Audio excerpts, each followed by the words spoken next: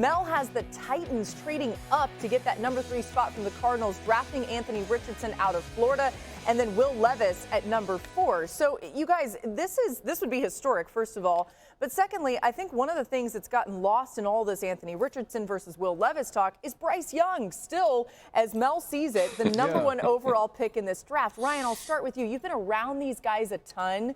Do you agree that Bryce is a lock at 1?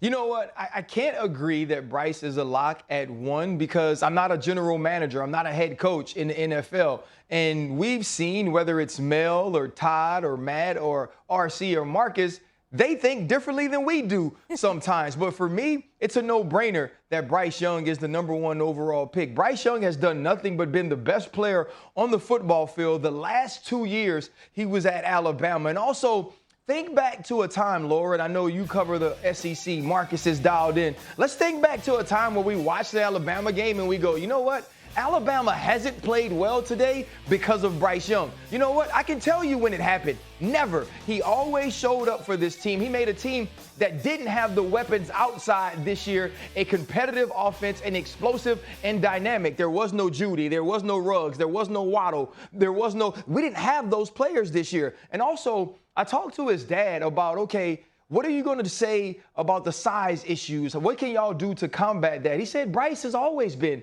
this side compared to his peers. It wasn't like he was the tallest person in his class and then all of a sudden stopped growing. He's always been able to excel no matter who he was playing against and the athleticism or freakish size of those players, and we saw that in the SEC as well. Laura, when we were up there during free agent week, I said at that time, and I'll repeat it again, that when the Carolina Panthers made this trade, I believe they traded up to number 1 with the idea that they would take Bryce Young at the top slot while being open to all other possibilities, including C.J. Stroud, and if they would be won over. When the 49ers traded up initially, they traded up with the idea that they were comfortable taking Mac Jones and fell in love with Trey Lance along the way.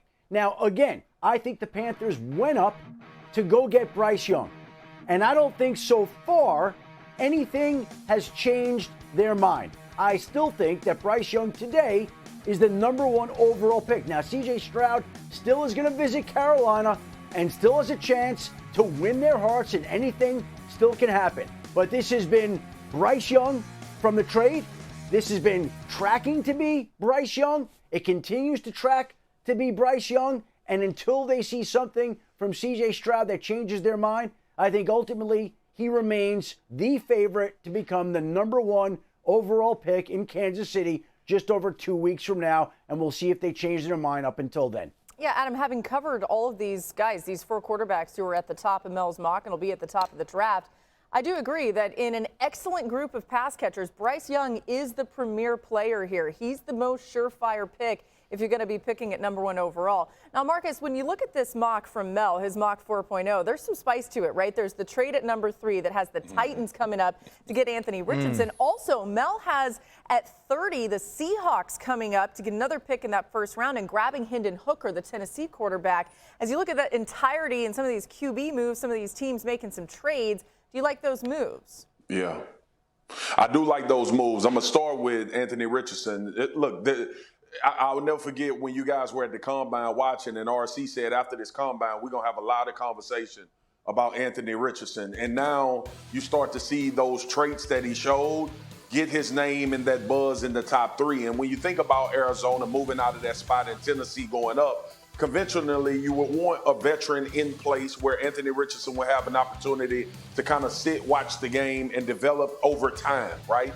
Ryan Tannehill is in Tennessee, and people will say, well, they drafted Malik Willis as well, but Rand Carthon, the new general manager, did not.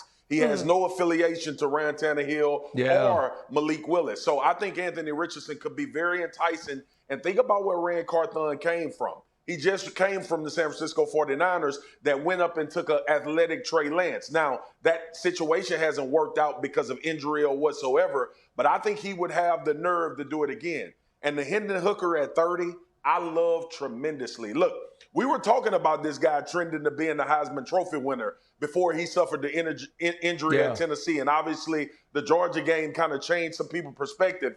But I think he's going to be a very good value at the 30th spot at quarterback, and no one will be in a rush to see him play, which is fortunate for Hendon Hooker on recovery and also being a boom pick as opposed to people looking at him to be a bust because he was taken so high. Yeah, I think that definitely trends that way for Hendon Hooker, and someone's going to sneak back in to the first round if he isn't picked early and try to find a way to have their quarterback on the future on the roster this year. But when you look at Anthony Richardson, somebody's going to make that jump. And I believe a lot of people will try. You moved up to get Mitchell Trubisky. You moved up to get Trey Lance. And both of those guys have nothing on what Anthony Richardson presents from a talent perspective, a measurable perspective, and athleticism perspective. So there's going to be some teams that are infighting, trying to get that number 3 overall spot from the Arizona Cardinals. And if I'm them, I am making that ransom high as hell because that's just where Anthony Richardson's ceiling is. Yeah, and the Cardinals need a lot of players, right? They got to do a lot for that team. Adam reporting yesterday that 6 teams have inquired about that pick at number 3. We'll get into that a little bit. Oh, go Adam, go ahead.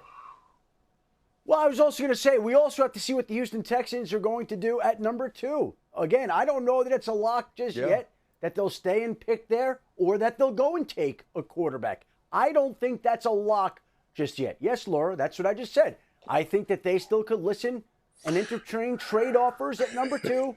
I'm not convinced yet that they're going to take a quarterback. But again, we've got over 2 weeks left, and we'll see how this plays out. Adam, I love Shefty, it. you know what happened when you say stuff? People go crazy. It's on the bottom line already. Crazy right now. Let me just say this, too. Let me remind you guys. Remember, we thought this was crazy. The Texans were not at any of these quarterbacks pro days either. Now, that doesn't mean they're not taking a quarterback, but it is worth pointing out when all these other teams that aren't even in the market for quarterbacks, were at these pro days. Thank you for watching ESPN on YouTube. For live streaming sports and premium content, subscribe to ESPN+.